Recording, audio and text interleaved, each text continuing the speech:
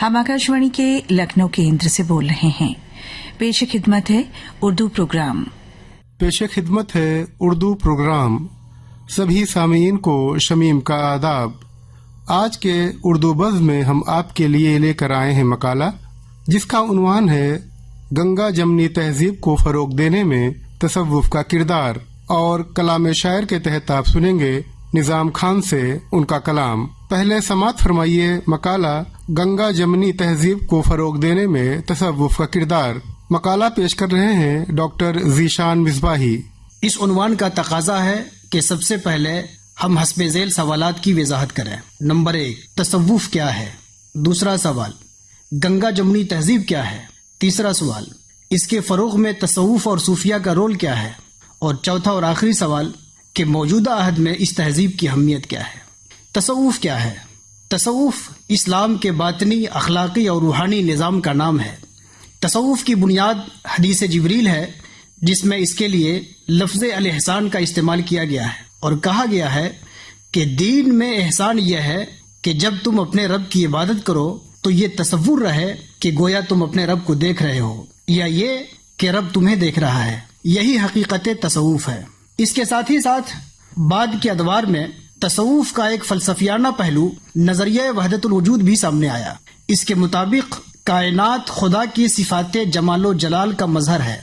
इस नज़रिए के ज़ेर असर सूफिया का खल्क़े खुदा से ताल्लुक़ और गहरा हो गया। उन्होंने इसके लिए ये हदीस भी सामने रखी कि अल्लाह के रसूल सल्लल्लाहु अलैहि वसल्लम ने फरमाया, अल खल्क़ु कुल्लुहुम इयालुल्लाह फ़अहब्बुहुम इलैहि अनफ़अहुम लिइयालिल्लाह, यानी पूरी मखलूक अल्लाह का कुंबा है और अल्लाह के नज़दीक सबसे ज़्यादा महबूब वो शख्स है जो अल्लाह के कुंबे को सबसे ज़्यादा नफ़ा पहुँचाने वाला हो। इसी तनाजुर में हम देखते हैं कि तकरीबन तमाम सूफिया का इस बात पर जोर है कि इबादत हक के बाद खिदमत खल्क अजीम तरीन चीज़ है। शेख सादी ने बजा तौर से सूफिया की तर्जमानी करते हुए कहा है, तसव्वुफ़ बजुज़ खिदमत खल्क नीस्त बतस्बीहो सज्जादा वो दल्क नीस्त, यानी तसव्वुफ़ सिर्फ माला जपने और गुदड़ी पहनने का नाम नहीं बल्कि इंसानों की खिदमत और सेवा करने का नाम है। हिंदुस्तान में तसव्वुफ़ के अलंबरदारों में शेख अली हिजवेरी, ख्वाजा मुइनुद्दीन चिश्ती, बाबा फरीद गंज शकर, ख्वाजा बहाउद्दीन ज़करिया मुल्तानी, हज़रत साबिर पाक कलियरी, ख्वाजा निज़ामुद्दीन औलिया, शेख शरफुद्दीन अहमद यहिया मनीरी, मखदूम अशरफ की चौछवी, हज़रत बदियुद्दीन शाह मदार, शाह मीना लखनवी और शेख अहमद सरहिंदी के नाम बहुत नुमाया है। दूसरा सवाल कि गंगा जमुनी तहजीब क्या है। अब सवाल यह है कि ये गंगा जमुनी तहजीब क्या है। गंगा जमुनी तहजीब दरअसल एक मुश्तरका तहजीब, कंपोजिट कल्चर है जिसे गंगा और जमुना के किनारों पर आबाद शिमाली हिंदुस्तान के सूफियों और संतों ने तश्कील दिया, जिसमें अपनी मजहबी रिवायत की मुकम्मल पासदारी के साथ दिगर अहले मज़ाहिब का एहतराम और उनके साथ हुस्न सलूक, मोहब्बत और रवादारी, हम आहंगी और भाईचारे के जज्बात पाए जाते हैं। फ़वाइदुल फ़वाद के मुताले से इस हकीकत को समझा जा सकता है कि सूफिया ने हिंदुस्तान की मजहबी तकसीरियत यानी रिलीजियस प्लूरलिज्म को कबूल करते हुए किस तरह यहाँ गंगा जमनी तहजीब की तश्कील की। चूँकि सूफिया ने रस्मों और रिवायतों की जगह इंसानियत को फ़रोग़ दिया और इस तरह से हिंदुओं और मुसलमानों को एक दूसरे से करीब किया, ज़ात पात की नफरत अंगेजियों को कम किया, मादियत की जगह रूहानियत की तरफ लोगों को मुतवज्जा किया और एक नई तहजीबी रवायत की तख्लीक की। इसके साथ ही सूफिया ने तकसीरी मुआशरे में इस्लामी दावत का ऐसा निज़ाम वज़ा किया कि मदऊ कौम की तरफ से किसी किस्म की मुज़ाहमत का सामना नहीं रहा, बल्कि तुरफा ये कि गैर मुस्लिम हमेशा सूफिया के ऊपर मोहब्बतों के फूल निछावर करते रहे और सूफिया की आस्ताना बोसी को अपने लिए सादतमंदी तस्वुर करते रहे। इसी नई मुश्तरका तहजीब की बिना शेख अली हिजवेरी और ख्वाजा गरीब नवाज ने रखी। कुतुब साहब ने और बाबा फरीद ने इसको परवान चढ़ाया और ख्वाजा निजामुद्दीन औलिया ने खुसरो की शक्ल में इस तहजीब की शाहकार तस्वीर पेश कर दी। दीगर मशाइख सूफिया ने इसी तहजीब को आगे बढ़ाया। इस लिहाज से ये कहा जा सकता है कि हिंदुस्तान में गंगा जमुनी तहजीब के मेमार अकाबिर चिश्त हैं। गालिबन इसी तनाजुर में ये कहा जाता है कि हिंदुस्तान चिश्तियों की विलायत है।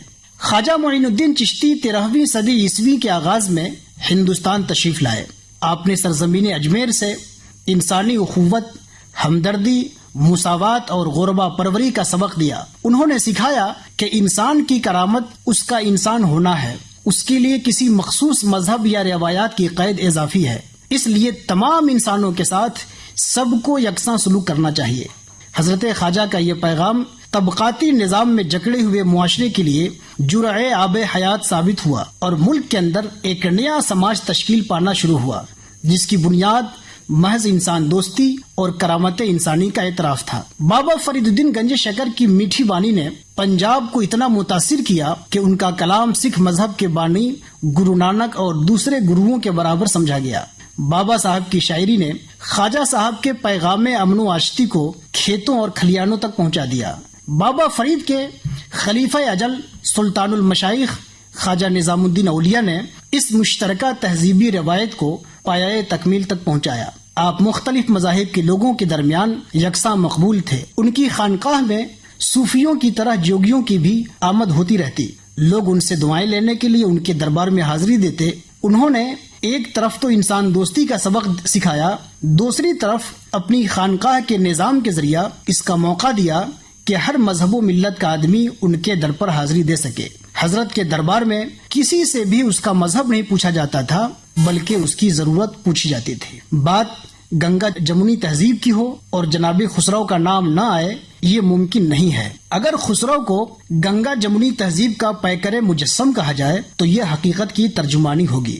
بقول پروفیسر اختر الواسع، زبان گجری کی پرکیف روانی ہو یا جمنا کے کنارے اشنان کا منظر، ہندو بچے کی سادگی آمیز بھکتی ہو یا روم و ایران کی رزمارائیاں، محل سراؤں کی بزمگاہ ہو یا دختر دہکاں کا پرکیف ساؤنی گیت، امیر خسرو اس تہذیب کے ہر بونے منہ میں موجود ہیں۔ وہ ہندوستان کے تمدن کی علامت اردو اور ہندی دونوں زبانوں کے بانی ہیں، عربی، فارسی، ترکی کے شاعر ہیں، موسیقی کے ایسے ماہر کہ آج 600 سال میں ایسا ماہر فن پیدا نہیں ہو سکا۔ غرض امیر خسرو کی جامع صفات شخصیت نے حضرت محبوب الہی کے زیر نگرانی ہندوستان کی گنگا جمنی تہذیب کی عمارت کو پایۂ تکمیل تک پہنچایا، جس عمارت کی بنیاد حضرت داتا گنج بخش اور حضرت خواجہ اجمیری نے رکھی تھی، وہ حضرت امیر خسرو کے ساتھ مکمل ہو گئی۔ آج ہم جس ہندوستان میں جیتے ہیں وہ دراصل وہی ہندوستان ہے جس کی تعمیر حضرات صوفیہ اور بالخصوص حضرات چشتیہ نے کی تھی۔ خواجہ سلیمان توسوی نے مسلک صوفیہ کی ترجمانی ان الفاظ میں کی ہے: در طریق ماہست کے با مسلمان و ہندو صلح باید داشت، یعنی ہمارے سلسلے کا یہ اصول ہے کہ مسلمان اور ہندو دونوں میں باہم مصالحت رہنی چاہیے۔ اپنی مذہبی روایت سے وابستگی کے ساتھ دوسروں کے لیے صبر و تحمل کے تناظر میں نذیر اکبر آبادی نے صوفیہ کی تشکیل کردہ اس تہذیبی روایت کی ترجمانی اپنے ان الفاظ میں کی ہے: جھگڑا نہ کرے مذہب و ملت کا کوئی یہاں، جس راہ میں جو آن پڑے خوش رہے ہر آن، زنار گلے میں کے بغل بیچ ہو قرآن، عاشق تو قلندر ہے نہ ہندو نہ مسلمان، کافر نہ کوئی صاحب اسلام رہے گا، آخر وہی اللہ کا ایک نام رہے گا۔ اب آخری سوال کہ آج موجودہ عہد میں گنگا جمنی تہذیب کی احیاء کی ضرورت کیوں ہے؟ یہ سب اس عہد کی باتیں تھیں جب ہندوستان پر مسلمانوں کی انگریزوں کی حکومت تھی، لیکن آج ہندوستان پر ایک سیکولر جمہوری نظام حاکم ہے جسے ہندوستان پر ہندوستانیوں کی حکومت کہا جا سکتا ہے۔ اس نظام کی مضبوطی کے لیے اور زیادہ ضروری ہے کہ گنگا جمنی تہذیب مزید مستحکم ہو، اقوام ہند بطور خاص ہندو اور مسلمان باہم شیر و شکر بن کر اپنے ملک کی تعمیر و ترقی میں حصہ لیں۔